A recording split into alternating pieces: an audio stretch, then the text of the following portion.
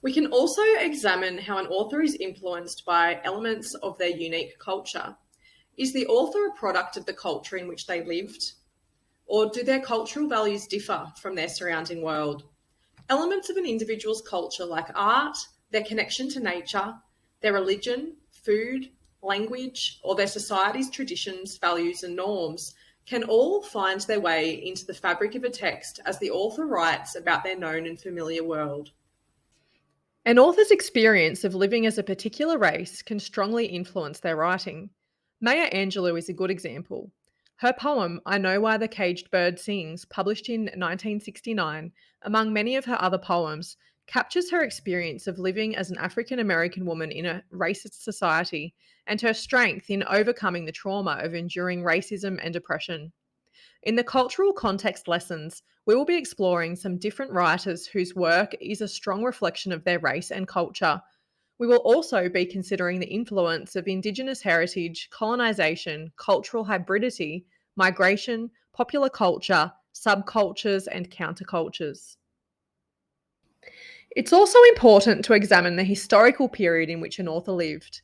Historical context refers to the time period, the place or setting, and the significant events that form the backdrop of an author's life. We can factor in how key historical events like wars, revolutions, or conflicts may have impacted the author's life and perspectives.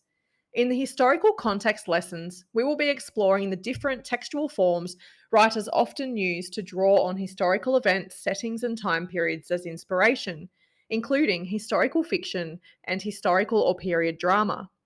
We will be looking at the ways in which aspects of historical context can shape an author's thinking, considering some of the characteristics of literature from certain historical periods, like the literature of classical and medieval times, Shakespeare's era, and the Victorian era. We will also explore how specific writers were influenced by major wars and revolutions, and how some writers have used historical research to add authenticity and realism to their literary works. It's also worth paying close attention to the political context of a literary work and its author. Politics inevitably involves the complexities of governance and leadership and the power dynamics in which individuals and groups engage in the pursuit of authority.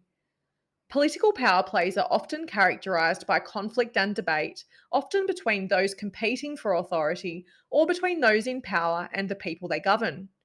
Conflicts between the individual and the state make for compelling fictional material, with many contemporary protagonists finding themselves in circumstances that require them to seize their personal power as an individual to combat an oppressive and unjust political regime.